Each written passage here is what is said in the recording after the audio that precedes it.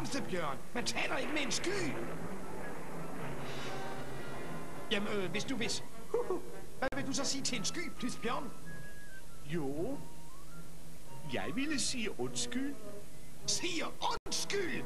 Det var den, der begyndte at dække for solen helt uden grund.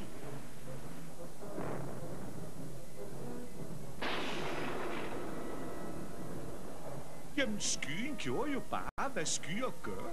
Og det er ligesom om, de også tordner og lyner en masse. Måske sårede du skyens følelser, da du sagde alle de ting og kastede stenen efter den. Tror du, at den kan regne så meget over sådan en lille bitte ting? Man kan aldrig vide, hvad der gør en sky ked af det. De er meget følsomme. Det kan være, du har ret. Lad os gå ud og se på sagen. Måske er den løbet tør for vand. Undskyld mig, lille hvide bløde sky. Kunne du måske slukke for vandet? Undskyld, jeg råbte ikke med vilje. Det er bare fordi, jeg gerne vil snakke med dig om noget, der skete tidligere i dag.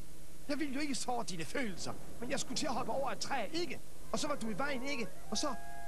Jeg er ked af, at jeg råbte efter dig. Og kastede med sten. Og jeg lover, at jeg aldrig nogensinde mere vil fornærme nogen som helst sky. Det sværger jeg.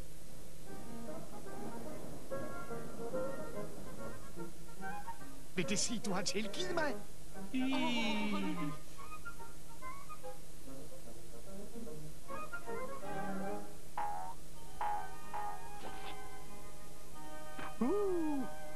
Det er blødere end vat. Det kunne jeg blive vild med. Nøj, og sikke en flot udsigt, man har. Hov, mit hoppetræ! Tak, skyven!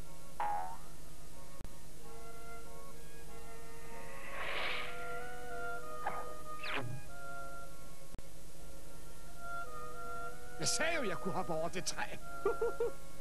Hvis vejret er til det.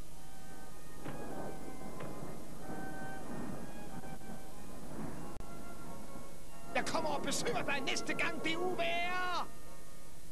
Det må jeg sige. Den sky er da meget flink. Den har sikkert andet at tage sig til. Andre, den skal regne på. Og du har andre træer, du skal hoppe over? Ja, Bamsebjørn. Og oppe fra skyen så jeg et rigtigt højt et.